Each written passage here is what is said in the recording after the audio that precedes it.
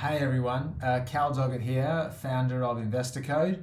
Today I'm going to show you exactly how I made $520,000 net with one phone call. I want to show you the tools and the tricks I use to do it. I also want to show you basically the thinking behind it, because I want you to understand these opportunities are there. If you're currently owning property or if you're going to buy them, these opportunities are actually everywhere if you know what to look for. So what I'll do is I'll head to the PowerPoint slide and I will go from there. Okay, how I made $520,000 with one phone call. What I'm going to cover is how to spot value add opportunities, not just this opportunity, but value add opportunities in general. How to calculate your upside. So I'll actually take you to my Excel spreadsheet and I'll show you what that looks like. And then okay, so now you've got the numbers which tell you you're going to make money. Well, how do you go create that outcome? Like, how do you actually structure that conversation? How do you bring that to fruition? And then lastly, I'll show you how to document the outcome. And that's really important, guys. I mean, you can agree something verbally, but then you've got to go and actually get it in writing. So I've got a frictionless way of how to do that, which is what I'll cover today. Guys, if you're going to like this video, you like my content, please subscribe and follow so that I can keep bringing this to you. And if you're looking for more information or you want to follow some more detailed knowledge, you can find my online course at investorcode.com.au. And I know what you're thinking. Why listen to me? I'll just cover it off quickly, guys. I've got 20 years of commercial property investing experience through all classes and all types of commercial property. I've done well over $500 million of property transactions now. It's probably closer to $1 billion. I've done well over 100 plus leasing deals. This is actually probably more like 200 plus leasing deals now. And that's everything from the smallest tenants in Australia, as in your fish and chip shops and your mum and dad hairdressers, all up to the biggest retailers in Australia. You know, I've got IGA, you've got Freedom Furniture, you've got Harley Davidson, I've got Total Tools, we've got Dan Murphy's, I've got the Centrelink, I've got the Government of Australia as a tenant. So really a huge bandwidth of leasing activity, and that's where I've driven a lot of value for me and my clients. Through my syndicated business, Properties and Pathways, I've generated an average return of 21% per annum, which is all good. But I think the more important part here is this last part is I've actually generated, there's countless examples now of me generating 100% per annum returns using an extremely simple formula, which I'm going to show you how to do, personally and for my private clients. And then I cover, I actually go into depth of that formula in my online course. But let's get into this particular transaction, $520,000 with one phone call. Okay. So how to make money out of property. I cover this in my course, guys. There's 6 steps, and I'll show you which step I used to make this money. Step number 1, find the property, locate the property. You actually need to have an asset in order to generate the upside in the asset. Run your feasibility, and you've got to have discipline with this as well. And I'll show you the feasibility that I've used here to do this. Then you go and you contract or you secure the property. Some instances you don't have to actually secure it. You could just get it under your control. And I can show you how to do that as well. Not in this video, but in a later video. Then you want to conduct your due diligence and secure your finance, which is so important, guys, because due diligence is where you can uncover all the problems, all the risks, all the faults, but it's also where you uncover opportunities. And often you can turn a problem into an opportunity if you just think about it the right way. I want to show you how to do that. This is a really great example, actually, of how we did that. And then I'm going to show you how to manipulate value, which is really the exciting part. And then ultimately, with commercial property, you can decide whether to hold or to sell, which I won't cover today. Okay, so the deal metrics here, guys. I'm not going to tell you where this asset was or the address. That's confidential information. But I can tell you it was an industrial property in Western Australia. And this is exactly what happened. This was in 2025, so last year. The price of the property was about $12.3 million before I did this transactional with the tenant, and afterwards it was about $13.3 million. Now I know what you're thinking, that's $1 million uplift, but there were some costs to generate that uplift, which is why we were left with $520,000 as our net uplift. This tenant in question was a multinational enterprise, okay? So I was able to do this with a phone call with this tenant, which shows you that if you can really use win-win outcomes when you're trying to create outcomes, it creates a frictionless environment for you and the tenant. And I've always, through all my dealings and all my transactions, always gone for win-win outcomes, which it gets both parties onto the same page, removes the adversarial relationship that tenants often experience with landlords, and it gets you both going, how can we do more of this? It's why I've got tenants knocking on my door saying, Cal, you've been such a great landlord in Queensland. I want you to be my landlord in WA. Can you find me a premises? It's that win-win outcome mentality. And this is a really good example of that. And I'll show you that in a minute. The passing rent on this asset was $739,000, which we were able to increase to $779,000. The lease term, there was about 8 years left, so that's really great. It means that the value of this asset was capitalizing 8 years worth of income. And that's really important, and I can show you that in other videos, but essentially a valuation that often look at, well, what is the perpetuity of income that I could enjoy by buying this asset? So with an 8-year lease in place, you can enjoy 8 years worth of income, essentially. The cap rate, the capitalization rate, was 6%. Before we did the deal and after we did the deal, so that was unchanged. Now, remember I said earlier that often you find obstacles and risks in your due diligence, and being able to approach them the right way can actually flip them into an opportunity. And that's a really good example here. Before we did this deal, you could see the tenant was paying us $739, right? And we were having to pay all the expenses, which meant that kind of $60,000 difference there was land tax and management fees. And they eroded our return from 779 down to 739. So this was the current set of circumstances on the left-hand side. And the deal we went and did with the tenant was we flipped their lease from a semi-gross lease to a truly net lease, which is a fantastic outcome. I'm going to show you how to do that now. By the way, guys, look, if you do like this content, please subscribe and follow for more of these videos. I'll be producing one of them every week. Okay, the Excel spreadsheet. So I'm going to go to the Excel spreadsheet now, and I think I need to minimize my window, which means I should probably do that. Okay, so here we go.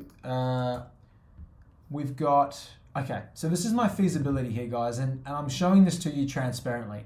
The top part here shows you the tenancy schedule, right, on a semi-gross basis. Then what I've done is I've basically copied and pasted it, and the second one here, which is a copy and paste, I've only changed one thing, which moves it to a fully net lease. And the difference here I've highlighted in yellow for you. So you can see what we were receiving was $784,000 of rent, net rent, plus $14,000 of hard stand rental, okay? And collectively that created $799,000 per annum. Then the tenant was paying all of the expenses on top of that, except we as a landlord had to pay $60,000 and $130, right? Now, where'd that come from?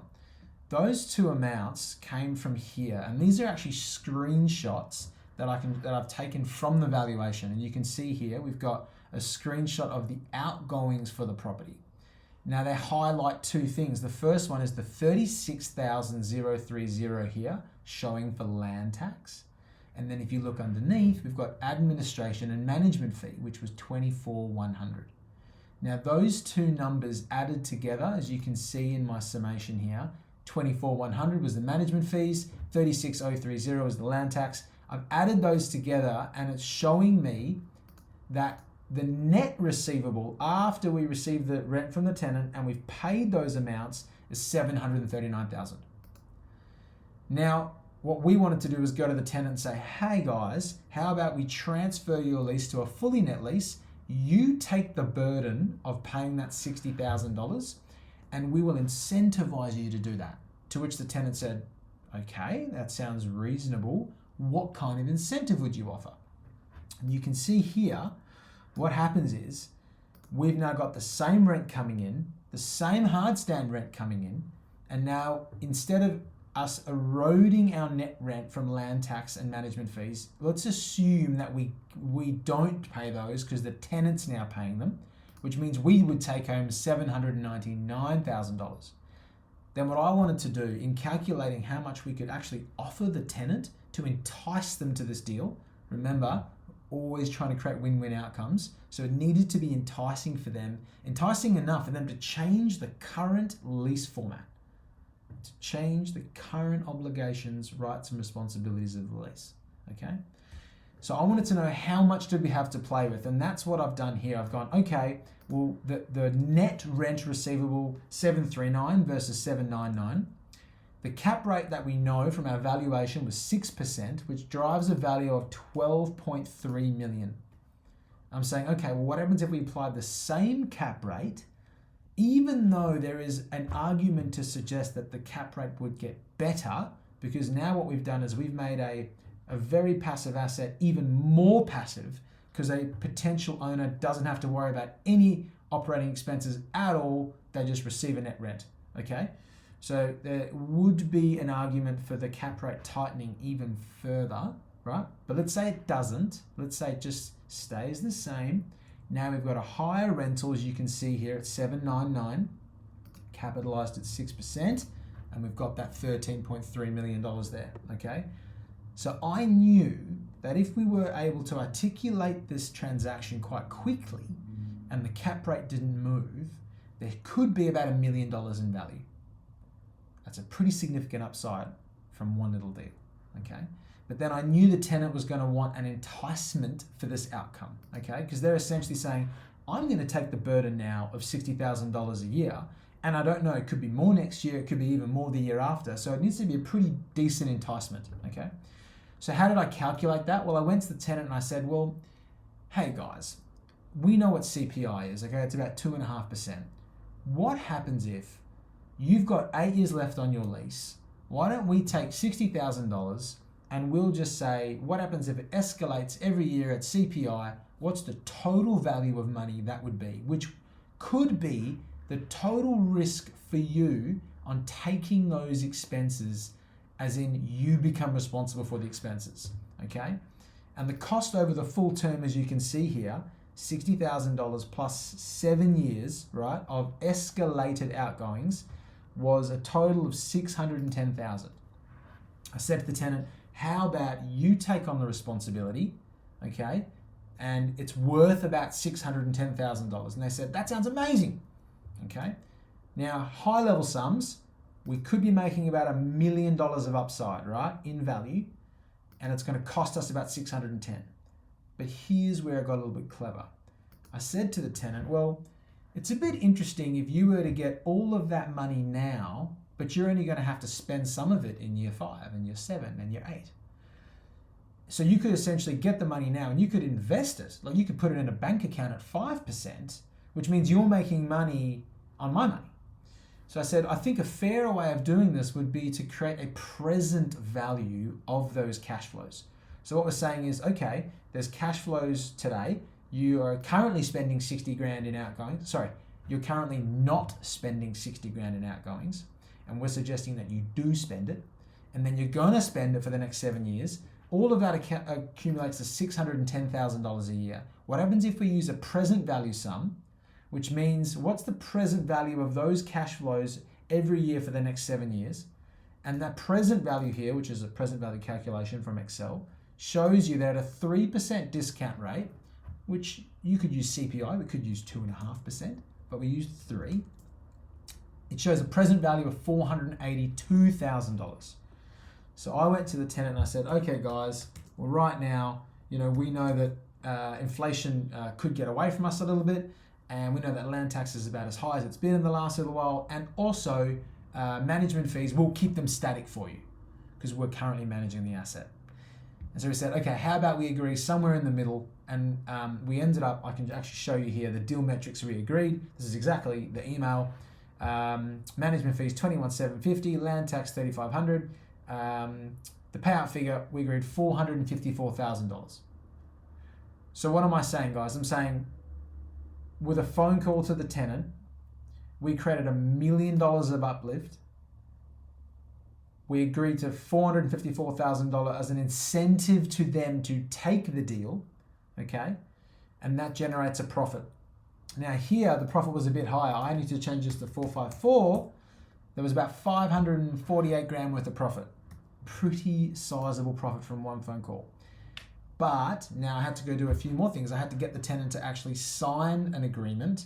And I know that sometimes getting lease agreements signed can take some time and the lawyers get involved. So what I said to them, I said, guys, why don't we just do a heads of agreement? It's a document we use very often. It can be as simple as a few words on a page. You sign it, we sign it. It's just the high level agreed terms that we want to create. And they said, okay, no dramas. We created a heads of agreement literally on the spot. We sent it to them that night. It documented exactly what you see here in the email. And they signed it. Now, once they signed that, we said, okay, guys, what we'll do is we'll go and we'll get, now that we've got this kind of agreement in place and both parties have put it on paper and it's very simple, now we'll go to our lawyers so they don't get all, clever, and we'll say, guys, we already agreed. Can you just put this into a format that you can register with Landgate and, that could fulfill all of the needs of a lease going forward. And then, our solicitor and legal team did that. And that took about 3 or 4 weeks. As you can see here, I've actually got the timing. I proposed this idea to the tenant on the 13th of August. They signed the lease now, not the heads of agreement. The heads of agreement was signed the next day. They signed the lease on 6th of the 10th. So that was 54 days later. So what I'm telling you is that I made $520,000, actually, a little more. This was 454. I made $548,000 in 54 days with one phone call. A really fantastic outcome. Now, what underpinned this outcome is so interesting, okay? So I'm going to go back to our slides to take a look. So, what have I covered? How to spot value add opportunities. So, guys, what did I actually do here? At the top, I said I'm going to cover 4 things, but what was the genesis of this transaction? I went to the tenant and I said, at the moment, we are receiving a semi-gross lease, which is a risk to us. It's also a slight detriment to the property value, which is a problem, okay? What happens if land tax is 10% higher next year? We get 10% less money, okay? That's a problem. And I looked at that problem and I thought, well, what's the actual value of removing that problem? What it meant is that any valuer and any incoming buyer to this asset would be more willing to buy it because you've removed a risk. So I said, okay, there's got to be value to it. Let's see what the sums suggest. And it suggested about $1 million uplift, okay? That's how to spot the value add. You actually look for the problem. What is the problem here? What is annoying me? What is creating a reduction in value? What is stopping my asset being worth more? How do I increase rent? Net leases are a lot more valuable than semi-gross leases. So all these things I was looking at, I spotted the value add opportunity there, which is actually a problem. And then we approach that problem with a win-win outcome. Okay, tenant, how can we get you to agree to help us change this lease so there's a benefit to you? You get $454,000 in your pocket today, and we get an uplift of $1 million in value. Interestingly here, it's all human nature. Why is a fully net lease more valuable than a semi-gross lease? Well, because it's less to have to manage, less to worry about. Why is a 10-year term more valuable than a 2-year term? Well, because you're going to have cash flows for a longer period of time. So what I'm showing you is that, yes, there is metrics and feasibilities and Excel spreadsheets to sit behind your decision making, but ultimately this is all human nature. Would you prefer to have McDonald's as a tenant, or would you prefer to have the kebab shop as a tenant? So that is a human nature. It's like we want to reduce risk and increase reward, and it's all about those things. If you can try and do that in a timely fashion, that's where you see value add opportunities. How to calculate the upside. I showed you how to do that. We saw $1 million in uplift, okay? We applied the same capitalization rate to the increased rental. The rental went from $739 to $799, and you applied the same cap rate. There's about $1 million in uplift. Then we went and did a sum of the full cost of the 8 years of actually of what the tenant would have to incur now by taking on the responsibility of the land tax and the management fees. It's about $610,000. And then we said, well, what is the present value of that 610,000? And it worked out to be about 580, and we agreed with the tenant to give them 454, which meant the difference there is the 520 grand that we've created an upside. How to create the outcome? I told you I was going to cover that. Well, it was a phone call. Firstly, if you're dealing with people and you're trying to create outcomes that are based on human nature, get on the phone, guys. I know in this age of AI and trends and emails, you can get things done that way, but I've almost always found getting on the phone with someone, you immediately pull down the barriers, you're talking to a human, there's that element of connection. If you can actually meet them in person, it's even better. And say, guys, I want to create a win-win outcome here. Like, I'm not trying to pull the wool over your eyes. There's no shoky business here. I'm not being dodgy. This is genuine win-win. It's a win for us. I'll even show you what the win for us is. It's a win for you. You get 454 grand in your pocket today, which they can use to, increase their production facility, or they can invest it into a term deposit, or they can put it in the bank, or they can upgrade their, the warehouse that they're currently operating in. All of that is money at their disposal now, from one phone call. The second thing we did, which was just as important as the phone call, is that we immediately then articulated the crux of that phone call, and we put it into a heads of agreement, a binding heads of agreement. Now that heads of agreement, guys, was a one-pager, okay? I'll show you how to do all of this in my online course, but what I want to let you know is that it's simple. We didn't go and try and rewrite the Odyssey and make it 15 pages. The lawyers will do that anyway. We said literally, hey guys, we will give you 454,000. We will make a change to the lease to change it from semi-gross to fully net. The tenant will will sign it upon receipt. Our lawyers will draft it. And then the best part is how to protect it. I said, you will only get the $454,000 within 5 business days of you executing the lease. So what does that do? It means we're not actually risking any money until the lease gets signed. And it also means that tenant's on the clock now, because they're thinking, well, the sooner I sign that lease, the sooner I get my 454 grand. So it was a way of, again, creating a win-win outcome. We know that the signed lease is where rubber meets the road. That's what we lodge with Landgate. That's what we use when we go and refinance the asset and pull some equity out. So we want that signed lease. So we actually tied those outcomes together and said, we'll only pay you the 454 within 5 business days of you signing that lease. It's a really clever outcome there. And then we went and documented that outcome, as we said. So it was a heads of agreement first, then we went and did a lease variation. And that is not complex, but it's really worthwhile just using the lawyers to do that. They've got their own forms and templates. And we find that we're not often changing their templates. What is important is that when you're going to the solicitors, you don't go to them with an idea. You go to them with a signed document. Hey, the tenant and I have agreed this already. Here's what we've agreed. Otherwise, the lawyers can sometimes get a bit narky and try and add value and try and create a monster out of something that doesn't need to be a monster. And then what we did is we got a valuation in 2 stages. We used that valuation to then go to our bank and get a withdrawal of equity, which we could then use to find the next asset and invest that money further, okay? Now, valuation was in 2 stages, numbers stage 1, and the full report stage 2. We wanted the numbers first because really for our purposes, we know that we're working off the numbers. The bank is working off the full report. And so I wanted to see the numbers were actually going to align with our expectations before spending more money to go get the actual full report done. So we often do that with our valuers. We say, hey guys, maybe it's a $5,000 engagement. How about 2,500 for the numbers?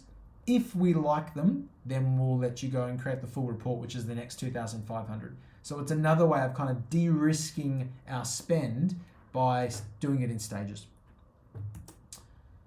And guys, I cover all of this in my online course. There is a formula here. You focus on 3 key actions that drive enormous value. One of them I just covered today, which is literally changing leases to net leases. That's one of the actions, okay? You need to find properties which allow you to do this. I can show you how to do that. And then you need to learn the essential things, and there's only a few. The essential things you need to know, how to do them and when to do them to secure the opportunity and de-risk them before you buy them. As I've explained to you in this YouTube video today, I de-risked every step of that outcome before even needing to spend that 454 grand. So that's the kind of thinking that I'll show you, and then I'll give you the tools and the equipment to do that in my online course. Thank you so much for following, guys. I really hope you enjoyed it. Please comment below and let me know how I can improve these videos. Subscribe if you want to see them every week. And if you want more information, investorcode.com.au is where you'll get access to my online course and subscribing to my newsletter and my vaulted content. Thank you so very much.